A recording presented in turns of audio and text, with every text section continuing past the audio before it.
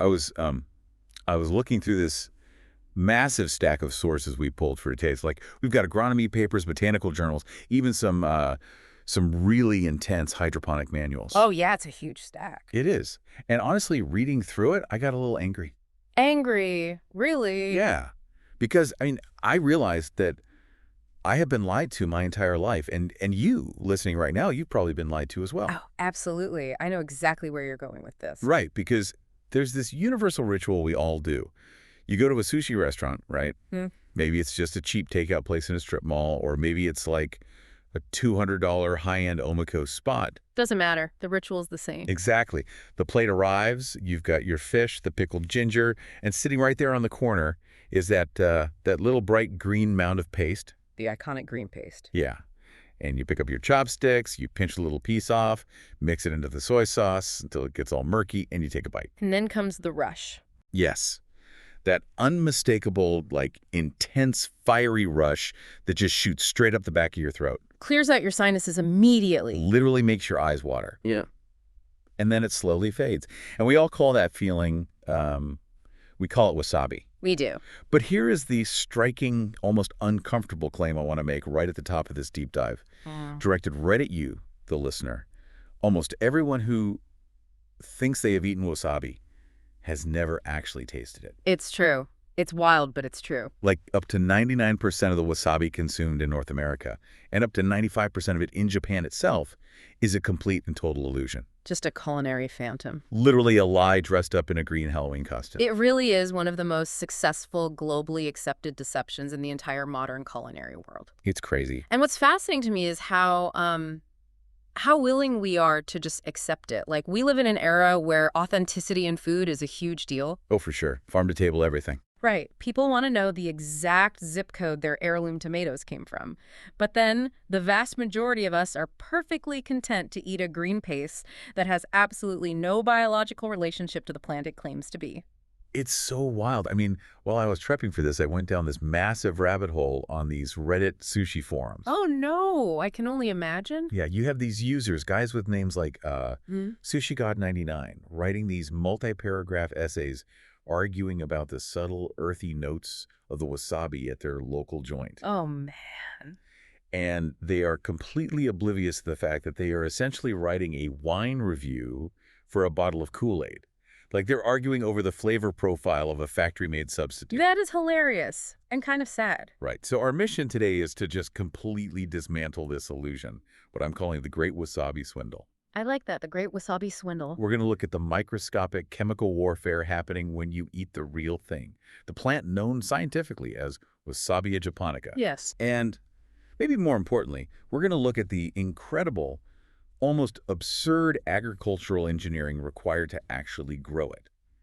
Because looking at these sources, this isn't just a discussion about a condiment. No, not at all. This is a masterclass in extreme botanical survival. It really is. And, to really understand that survival aspect, I think we have to start with the imposter. Okay, let's pull the curtain back. Yeah, we have to look at what's actually sitting on that sushi plate and why the entire global food system just decided to use it as a stand-in. Right, so when I squeeze that little tube I bought at the grocery store, or when the chef slaps that little green acorn onto my plate, what am I actually putting in my mouth? Well, primarily, you're eating a plant called Armoracea rusticana. Armoracea rusticana. Yeah, that is the botanical name for European horseradish. Wait, so it's literally just horseradish? Basically, yeah. Yeah. When you look at the industrial formulation of that fake wasabi, which, by the way, in Japan is distinctly categorized as neri wasabi. Neri wasabi. What does that mean? It translates roughly to kneaded or paste wasabi, and they use that term specifically to separate it from the real deal, which is Han wasabi. Oh, okay. That makes sense. So this neri wasabi is essentially a mixture of grated European horseradish, mustard flour, cornstarch for, structural texture, and a significant amount of synthetic green food coloring. Wow. So it's the dye that's doing all the heavy lifting visually. Exactly. Sometimes if a brand is trying to market itself as, slightly more natural, they'll use spirulina or spinach powder for the color. Okay. But the base is always horseradish. Okay, so it's a horseradish and mustard concoction. Yeah. But why horseradish? If you're going to fake a highly prized Japanese delicacy, why did the food industry land on a European root vegetable? It all comes down to industrial economics, basically. Resilience and a very superficial chemical similarity. What do you mean by resilience? Well, European horseradish is this incredibly robust, aggressive terrestrial plant. It's cultivated for its massive, tough taproot, which just drives deep into the soil. Right, like a big carrot. Yeah, exactly. You can plant it in a dry dirt field in the American Midwest or Eastern Europe. You can drive over that field with heavy, diesel-powered agricultural machinery to just rip it out of the ground. So you don't have to be gentle with it. Not at all. You toss those roots into a truck, process them in some industrial facility, and the resulting paste will remain chemically stable for months, Wow. even years, sitting on a supermarket shelf at room temperature.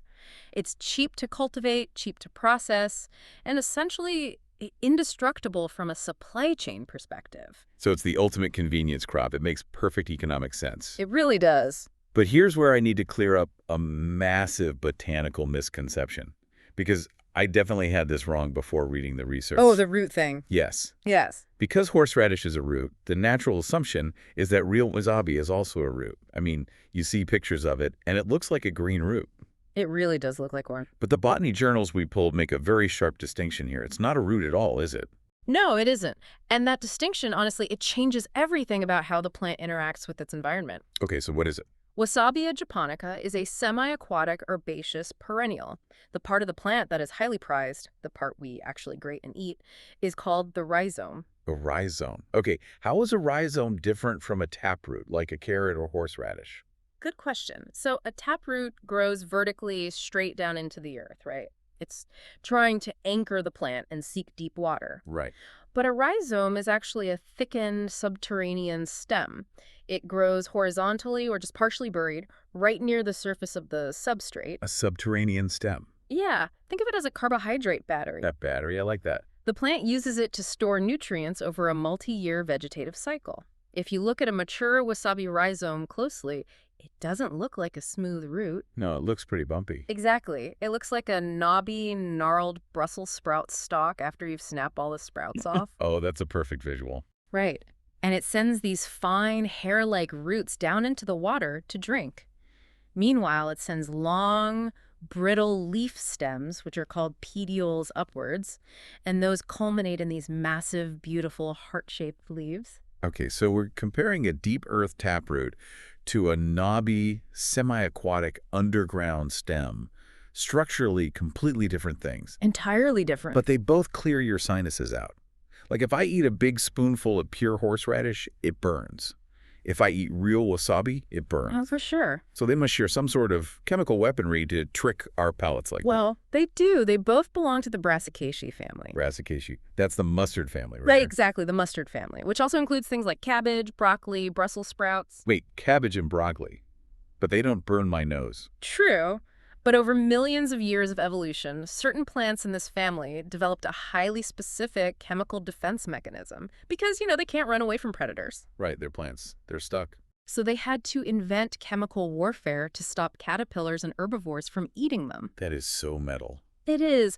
And the heat you experience from these plants, it isn't like the capsaicin in a chili pepper. Oh, really? How's it different? Well, capsaicin binds to temperature receptors on your tongue.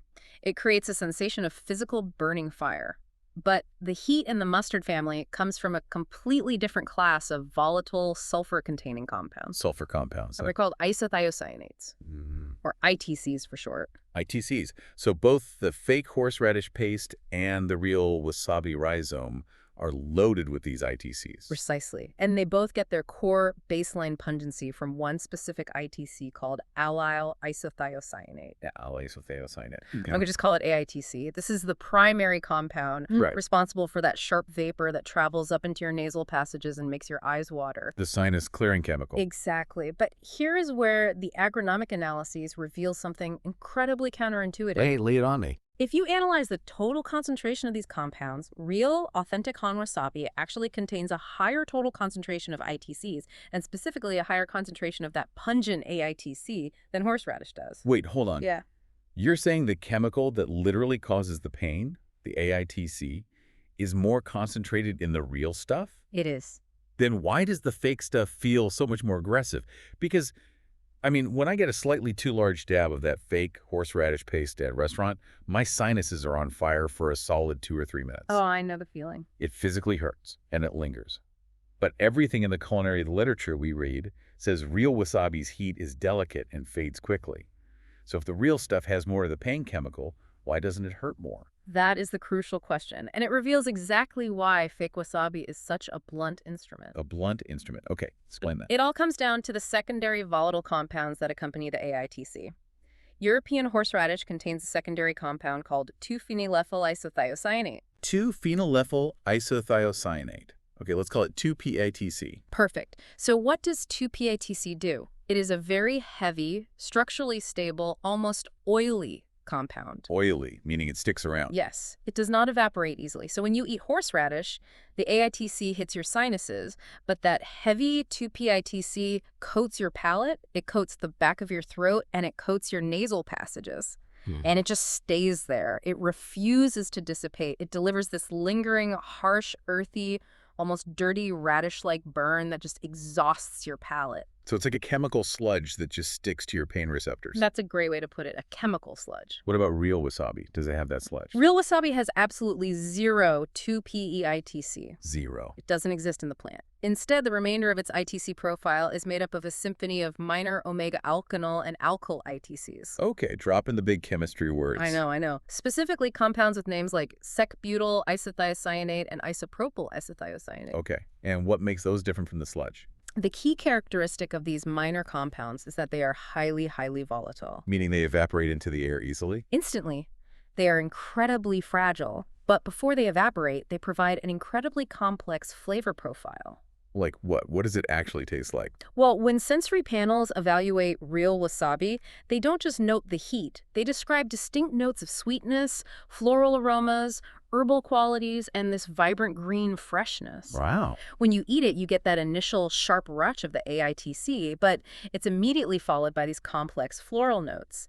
And because these minor compounds are so volatile, the heat and the flavor wash over your palate, travel up your nasal passages, and then they completely vanish. It's just gone. Vaporized, leaving your palate perfectly cleansed and refreshed, ready for the next delicate piece of fish, rather than scorched and numb. It sounds like a concert. A concert. Think about the way those two chemical profiles hit you. The fake wasabi, the horseradish with all that heavy 2-PEITC sludge.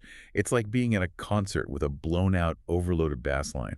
Oh, I see what you mean. You can't hear the singer, you can't hear the melody, your chest is just vibrating uncomfortably, and long after the song is over, your ears are still ringing, you're just exhausted. The blunt instrument. Right. But real wasabi, with these delicate, highly volatile sec-butyl compounds, it's like a really intricate acoustic guitar solo. That's a beautiful analogy. It's complex, it catches your attention instantly, but it requires silence to appreciate, and the absolute moment the musician stops playing, the sound is just gone. Exactly. It's fragile. Which makes me wonder, like, if the flavor profile is that delicate, if it evaporates that quickly off your palate, is that the exact reason why we can't just process real wasabi, put it in a squeeze tube, and sell it in supermarkets? You hit the nail on the head. That chemical fragility is the insurmountable barrier to commercialization. So you really just can't bottle it. You can't. Those minor ITCs that give authentic wasabi its sweet floral notes are so wildly unstable that they begin breaking down and oxidizing the very second they are exposed to the ambient air. Just from touching the air. Yeah. You cannot grate real wasabi, scoop it into a glass jar, put a lid on it, and ship it across the country. Within hours, and certainly within days, all of those complex green notes will have oxidized and evaporated. Leaving what? Leaving behind a flavorless, dull, grayish paste. The magic simply dies in the jar. So if the flavor literally evaporates into thin air, that completely explains why it's not sitting next to the ketchup in the condiment aisle. Exactly. But it also raises a massive mechanical question about how we actually eat it. I mean, if you can't process it in a factory, that means the flavor has to be manufactured by the end consumer on the spot. in real time. Yes, the physical preparation of wasabi is just as critical to the experience as the farming. Really? Just the grading part? Absolutely. Because here is the great paradox of the Brassicaceae family's chemical weapons. The flavor of wasabi does not actually exist inside the intact plant. Wait, I need you to explain that. The flavor doesn't exist until you make it exist. That's right. If I just take a bite out of a raw wasabi rhizome, like an apple, what happens? You would be incredibly disappointed. An intact, ungraded wasabi rhizome has a very mild, almost unremarkable, slightly bitter flavor. No heat. There is no heat. There is no floral aroma. That is bizarre. Why? Because the plant strictly separates the components of its chemical weapon within its own cells. Think of a single plant cell as a microscopic warehouse. Okay, I'm picturing a warehouse. In one walled-off section of that warehouse, the plant stores glucosinolates. Glucosinolates? Yes. These are completely inert, natural sulfur compounds, completely harmless. Okay. In another completely separate section of the cell, it stores an enzyme called myrosinase. As long as the cellular walls remain intact, these two components never meet. Oh, it's a binary weapon. Exactly. It's like two completely harmless liquids that only become explosive when you mix them together. That is exactly what it is. So why would the plant do that? Why not just have the heat ready to go? To protect itself from its own toxicity, if the active ITCs were just floating around loose inside the plant, they would damage the plant's own tissues. Oh, it would burn itself. Right. The plant only wants the weapon to fire when a predator, like a caterpillar or, a human, physically bites into the tissue, rupturing the cells and forcing the enzyme to mix with the glucosinolates. So it's triggered by the destruction of the cell. Yes. This sets off a violent chemical reaction known as myrosinase hydrolysis, which instantly creates those volatile allyl isothiocyanates we talked about. Wow. So the goal of the chef isn't just to cut the plant into smaller pieces. No, not at all. The goal is total cellular destruction. You have to obliterate as many of those microscopic warehouses as possible to maximize the chemical reaction. Exactly. And that is why a standard kitchen knife, or even a metal cheese grater, is completely inadequate for real wasabi. Why? Wouldn't a sharp knife destroy the cells? Not efficiently. If you use a sharp steel knife to chop it, the blade simply slices cleanly between the cell walls, or it shears through a few of them, leaving the vast majority of the cells completely intact. Ah, so the binary weapon doesn't fully activate? Exactly. The resulting paste will be chunky, dull, and lacking in heat. To achieve total cellular obliteration, you need friction, not an edge. Friction, okay. And that brings us to the traditional Japanese tool, the oroshi. Yes, the oroshi. The shark skin grater. When I was reading about this in the sources, it sounded like something out of a myth. It does sound a bit intense, doesn't it? Yeah. A wooden paddle wrapped in the skin of an apex predator just to make a condiment. It sounds theatrical, but it is a tool of supreme functional design. Shark skin, specifically the skin of certain species like the angel shark, is not smooth. Right, it's not like leather. No. It is covered in thousands of microscopic tooth-like scales called dermal denticles. Dermal denticles, basically tiny teeth. Literally tiny, hard, mineralized teeth embedded in the skin. When you cure that skin and mount it onto a wooden paddle, it creates a surface that acts like an incredibly fine, perfectly spaced organic sandpaper. And the spacing matters, right? The sources made a point that metal graters oxidize the plant, but they also get clogged. Metal graters shear and clog.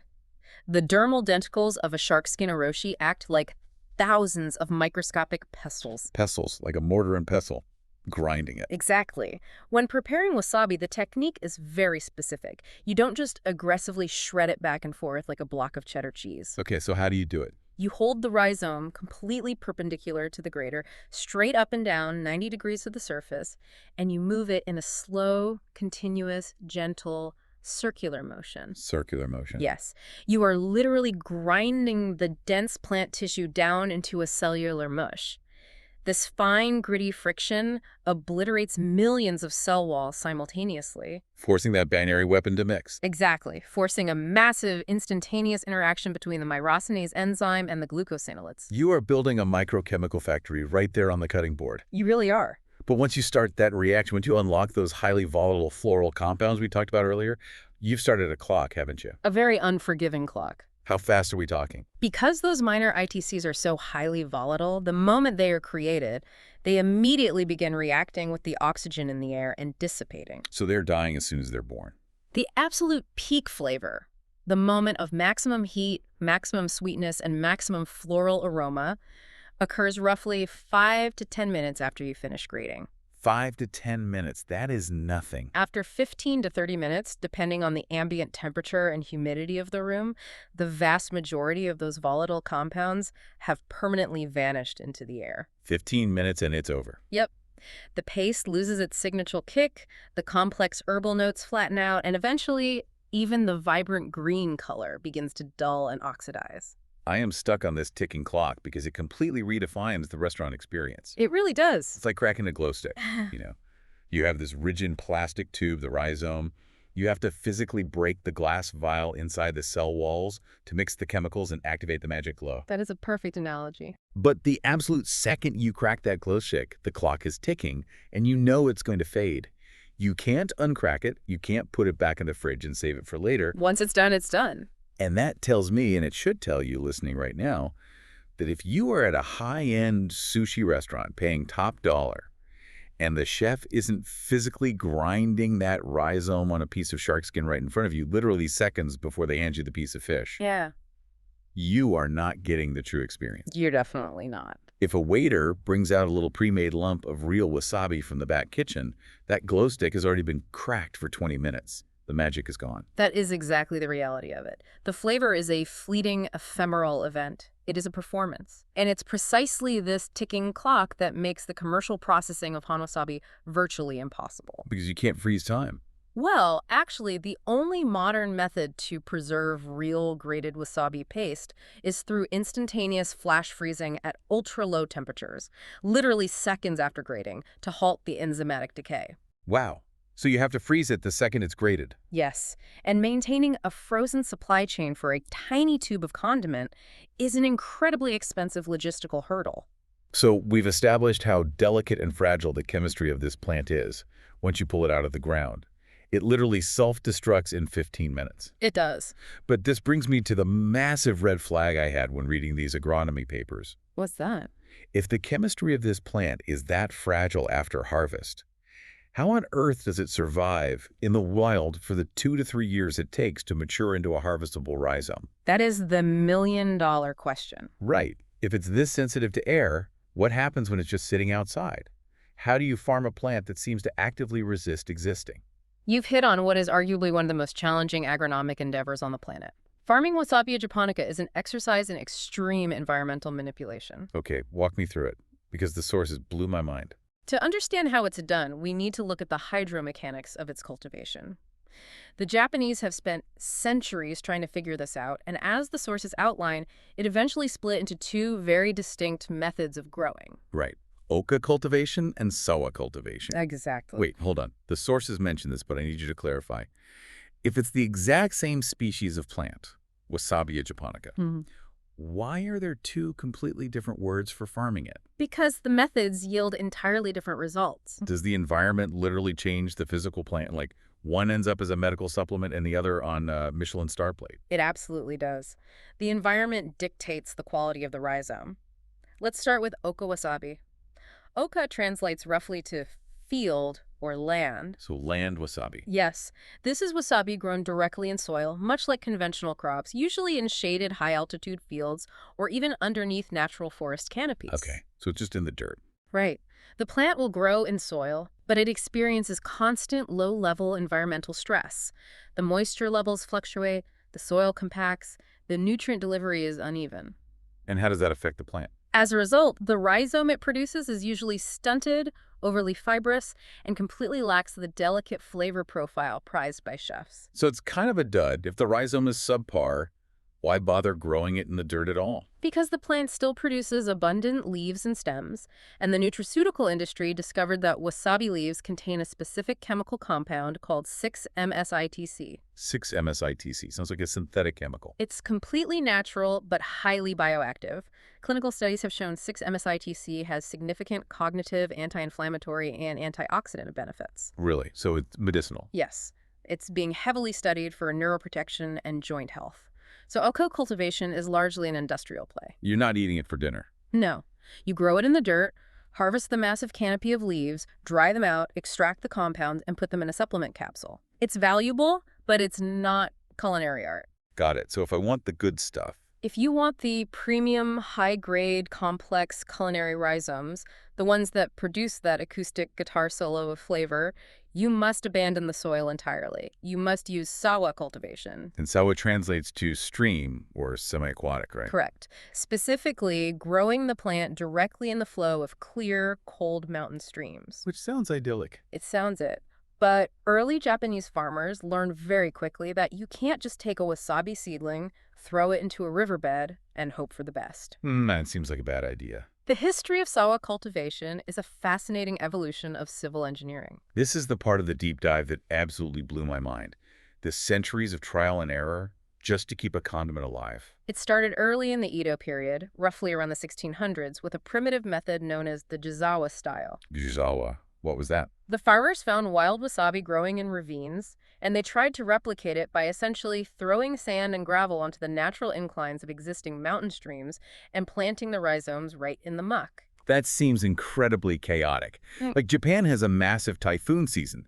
If you just throw sand in a creek, doesn't your entire multi-year crop just wash down the mountain the second there's heavy rain? That is exactly what happened. The jizawa style was highly vulnerable. I bet. The water flow was uneven, the nutrient distribution from the water was patchy, and it was constantly subjected to erosion, flooding, and mudslides. Total nightmare for a farmer. The farmers realized they couldn't just surrender to the natural water flow. They had to completely subjugate and engineer it. They had to control the mountain. Exactly. And that realization sparked a centuries-long refinement process that culminated in 1892 thanks to a stonemason working in the Izu region of Shizuoka Prefecture. Oh, this guy. He developed what is considered the absolute pinnacle of traditional wasabi hydroengineering, the tatamishi style. Okay, I want to try to describe this tatamishi setup for the listener because calling it a farm feels like a massive understatement. It really is. It is a marvel of pre-industrial civil engineering. Imagine a steep forested mountainside. Instead of using a natural stream, the farmers excavate a massive terraced trench directly into the face of the mountain. Literally digging into the rock. It looks like a giant staircase. It's a gravity-fed rock mat system, and they build it from the bedrock up in distinct, highly deliberate layers. Very deliberate. At the very bottom of the trench, they lay down a deep foundation of large, heavy stones, maybe 3 to 4 inches in diameter or larger. Right. They call this the tatami layer. Right, the foundation. Above that, they place a middle filtration layer of smaller, carefully sorted pebbles. And finally, on the very top surface, they spread a layer of highly permeable sand and fine gravel, which they refer to as minus or chips. Yes. They are hand-building a multi-layered artificial filtration and drainage system into a mountain slope. It is an architectural triumph, and the structural design of those 3 layers serves a very specific, absolutely critical hydromechanical purpose. Which is what? Well, the wasabi seedling is planted into that top layer of fine sand and gravel. But the magic of the tatamishi system isn't the rocks, it's how the water moves through them. Okay, the water flow. The terraces are built with a gentle, mathematically precise slope of 1 to 4%. The system is then connected to a natural spring, requiring a massive, continuous influx of clear water. How much water are we talking? We are talking about a requirement of roughly 19 gallons of water per second per acre of cultivation. 19 gallons a second. Per acre, yes. Let's put that in perspective. That is essentially a fire hose running at full blast, constantly, 24 hours a day, 365 days a year, just washing over these little plants. It's a staggering volume of water. Why on earth does a plant need a literal flood to survive? It all comes down to one absolutely vital metric, dissolved oxygen, or DO. Dissolved oxygen. Yes. The root system of the wasabi plant is incredibly metabolically active. It is constantly burning energy to grow that rhizome and synthesize those complex defense chemicals we talked about. The binary weapon. Exactly. To do that, the roots demand a massive, uninterrupted supply of oxygen. But wait, plants breathe CO2, right? Why do the roots need oxygen? The leaves take in CO2 for photosynthesis, but the roots respire, just like animal cells. They need oxygen to convert the sugars made by the leaves into usable energy. Oh, right. And they can't get it from the air because they are underwater. As that 19 gallons of water per second flows over the 1 to 4% slope terraces, it doesn't just glide smoothly. Right, it's hitting the rocks. It tumbles over the uneven rocks, dropping down small terrace steps. This physical movement creates a phenomenon known as cascade aeration. Cascade aeration. I love the technical terms. Let's break down what that actually looks like on a microscopic level. The mechanical agitation of the water violently tumbling over the rocks breaks the surface tension, forcing atmospheric oxygen to dissolve directly into the water stream. So the tumbling literally pushes the air into the water. Exactly. Simultaneously, that same turbulence physically strips out toxic gases that naturally build up in the root zone. Toxic gases like what? Gases like carbon dioxide, methane from decomposing organic matter, and hydrogen sulfide.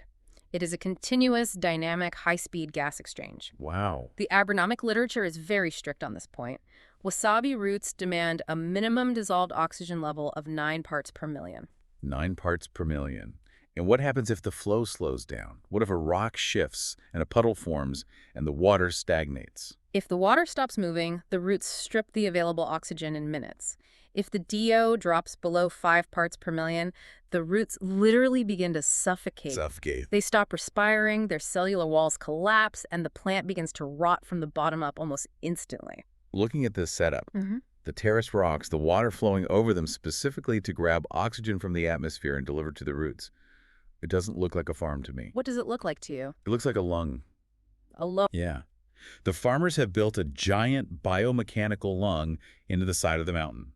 The rocks, the alveoli, the cascading waters, the blood picking up the oxygen, and the entire mountain is literally engineered to inhale from the atmosphere and force feed life support directly to the roots of this insanely demanding plant. That is actually a brilliant way to conceptualize it. It's hydromechanical CPR, running continuously for 3 years just to yield one harvest. That is exactly what it is. The Tatamishi system is a life support machine, but providing massive amounts of oxygenated water is only half the battle. Only half. Yes, because the water itself and the air surrounding the plant must be maintained within a razor-thin environmental envelope. A razor-thin envelope. If you deviate from this envelope by even a few degrees, the lung collapses and the plant will self-destruct. We are dealing with extreme temperature constraints and constant pathogen warfare. Right. So the mechanical lung provides the oxygen, but what happens if the air or the water gets too warm? You mentioned a razor-thin envelope. Just how narrow is this tightrope the farmers are walking? It is brutally narrow. Let's look at the ambient air temperature first. The air surrounding the canopy of leaves must remain between 46 degrees Fahrenheit and 64 degrees Fahrenheit. That's a tiny window. If it drops below 46, the plant's metabolism slows down and growth completely stalls. It just stops growing. Yes. If it goes above 64, the plant enters severe heat stress, transpiration goes into overdrive, and the leaves wilt. Okay, so air temp is critical. But the air temperature is actually a secondary concern to the water temperature. That constant 19-gallon per second flow of life support water must be strictly maintained at an optimal range of 12 to 15 degrees Celsius. Which is what in Fahrenheit? That's about 54 to 59 degrees Fahrenheit. So high 50s. That is brisk spring water. Very cold. What happens if there's a late summer heat wave and the sun starts baking the water, pushing it past that 59-degree mark? Complete disaster. If the water temperature exceeds 20 degrees Celsius, or roughly 68 degrees Fahrenheit, 2 catastrophic things happen simultaneously. Okay, what's the first one? First, a law of physics kicks in. The physical capacity of water to hold dissolved oxygen inherently decreases as the water warms up. Warm water simply holds less gas. So even if the water is tumbling over the rocks, it can't hold the oxygen. Exactly. So even if the cascade aeration is working perfectly, the warmer water delivers less oxygen, pushing the plant toward suffocation. That's terrifying. And the second thing? Second, and much more lethally, that 20-degree mark, 68 degrees Fahrenheit, is the exact threshold where aggressive, opportunistic pathogens wake up from dormancy. Pathogen warfare. What exactly is waiting in the water to attack? The primary threats are a bacteria that causes soft rot, known as Erwinia aeroidea, and fungal pathogens that cause blackleg, known as Phoma species. Erwinia and Phoma. Yes. These microscopic pathogens are ubiquitous. They are always present in the environment, just waiting in the substrate. Lurking in the rocks. But the wasabi's natural immune system can keep them at bay as long as the water is cold and highly oxygenated. But if it hits 68 degrees? The moment the water hits 68 degrees, the dissolved oxygen drops. The plant's defenses plummet due to stress and the Erwinia bacteria attack. Oh, man. They invade the cellular walls of the rhizome, literally liquefying the tissue. They turn years of careful cultivation into a rotting, foul-smelling black mush in a matter of days. So you have a plant sitting directly in the middle of a mountain stream, and if the sun shines too hard on the water for a few afternoons, the entire 3-year crop literally liquefies into bacterial rot. Yes. How do the traditional Japanese farmers control the temperature of a literal river? You can't plug a massive industrial chiller into a mountain stream. You manage the solar radiation before it ever hits the water. You have to build a highly specific canopy. The canopy. In the traditional Shizuoka sawa fields, farmers don't just engineer the rocks, they engineer the forest above it. Wow. They plant native trees directly over and alongside the bok terraces. Specifically, they use the East Asian alder tree, or yamanoki. Yamanoki trees. These trees are meticulously pruned branch by branch to provide exactly 65% shade over the wasabi plants below. Exactly 65%, not roughly half. Exactly 65%. It is a microscopically precise balance. The dense shade acts as a thermal shield, protecting the shallow water from heating up and protecting the brittle, broad, heart-shaped leaves of the wasabi plant from being scorched by direct ultraviolet solar radiation. That is insane precision. But the wasabi is still a plant. It still desperately needs to photosynthesize to build that underground carbohydrate battery. Right, it still needs some light. So the canopy is aggressively managed by the farmers to allow exactly 2,000 to 3,000 lux of indirect dappled light to filter through and reach the plants. So they're basically creating a custom forest. It's a highly manicured artificial forest ecosystem designed to maintain that 54-degree water temperature while allowing just enough light for slow, steady, multi-year growth. I want to pivot from the traditional mountains of Japan to the modern, high-tech world. Because as I was reading through these sources, there are modern agronomic researchers and greenhouse engineers in places like North America and Europe looking at this mountain ecosystem and saying, we can replicate that indoors. They are definitely trying. And the data from these controlled environment agriculture studies, the CEA setups, just highlights how absurdly demanding this plant is. They essentially have to program a computer to replicate centuries of Japanese intuition. They do. When modern engineers attempt to cultivate han wasabi indoors, they are forced to quantify every single variable that the Tadamishi system manages naturally. They are attempting to translate a biomechanical mountain lung into an algorithm. Let's translate some of these acronyms from the research because the numbers are staggering. To maximize what they call net assimilation. Which is basically optimizing how fast the plant grows and photosynthesizes. Right. To maximize that, the greenhouse engineers have to dial in the lighting. They measure this in photosynthetic photon flux, or PPF. Yes. They have to keep the PPF exactly between 500 to 830 micromoles per square meter per second. Any more, and the leaves scorch. Any less, and the rhizome stunts. Just very tight window. And then there's the humidity factor. Yes, the vapor pressure deficit, or VPD. Right, VPD. Let's explain VPD in human terms, because it took me a minute to wrap my head around it. Imagine trying to sweat while sitting in a dry desert versus trying to sweat while sitting in a humid sauna. Okay. In the desert, the dry air instantly sucks the moisture off your skin. In the sauna, the air is so wet it can't absorb anything. VPD is basically a measurement of how desperately the air wants to suck moisture out of the plant's leaves. That's a great explanation. The sources say the VPD must be maintained at 2.0 kilopascals or less. If that number gets too high, meaning the air gets too dry, the air pulls water out of the leaves faster than the roots can drink it up.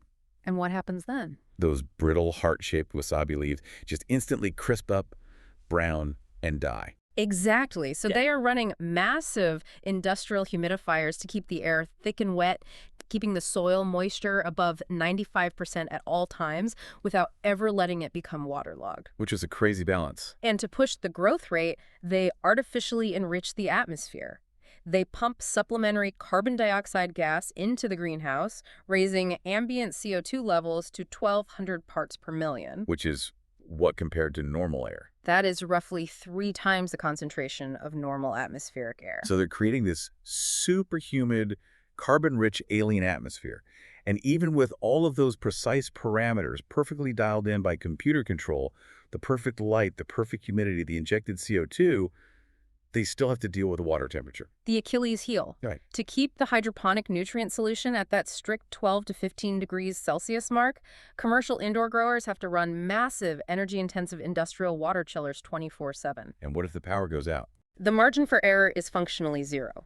If a power outage hits, or if the chiller compressor fails for a single afternoon, the water warms up, the dissolved oxygen plummets, the Erwinia soft rot bacteria explode exponentially, and a crop that took 2 years to grow dissolves into black slime before they can even fix the machine.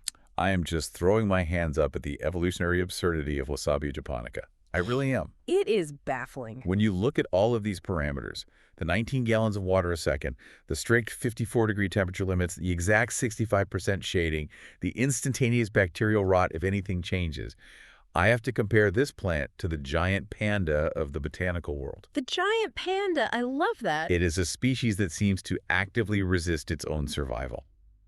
It demands a constant, massive, rushing flood of water to breathe, but if that water stops moving for even a few hours, it drowns in it and rots. Yes. It demands sunlight to grow, but if the sun touches its leaves directly, it scorches and dies. It's an evolutionary contradiction. It really is. How did this thing ever survive in the wild before humans started building terraced rock lungs and multi-million-dollar greenhouses to save it? It is the ultimate agronomic paradox. In the wild, before human intervention, it only survived in incredibly rare, highly specific microclimates. Microclimates. It found deep, shaded, natural ravines fed by pristine, cascading underground springs that maintained a constant year-round temperature regardless of the season. So it was just incredibly lucky. But you are right to highlight the paradox. True wasabi is arguably one of the world's most difficult commercial crops to grow, precisely because it requires the exact contradictory conditions of constant, massive hydration combined with absolute zero waterlogging. It's just so needy. It is a plant that demands the benefits of a flood without any of the suffocating drawbacks of standing water. And to scale that up for human consumption, to make it widely available, we are forced to physically re-engineer mountainsides, moving boulders by hand, or build intensely complex, high-tech indoor facilities just to keep it alive long enough to harvest. And then the ultimate punchline. Oh, yeah. After 2 to 3 years of babying this giant panda of a plant, shielding it from the sun, oxygenating its water, fighting off bacterial rot, you finally pull it out of the ground. You grate it perpendicularly on a piece of shark skin. And then what happens? The incredibly complex floral flavor that you spent years cultivating evaporates into the air in 15 minutes. It really is tragic in a way. It is a monumental amount of human effort and engineering for the most fleeting, ephemeral culinary payoff imaginable. Which perfectly explains the economics of the Great Wasabi Swindle. It is exactly why 99% of the world is perfectly happy eating dyed industrial horseradish. Because it's easy. The economics of authentic wasabi are almost impossible to justify for a cheap, everyday condiment squeezed onto a takeout tray. Right, you can't put a 3-year mountain-grown rhizome in a plastic packet for 50 cents. Exactly.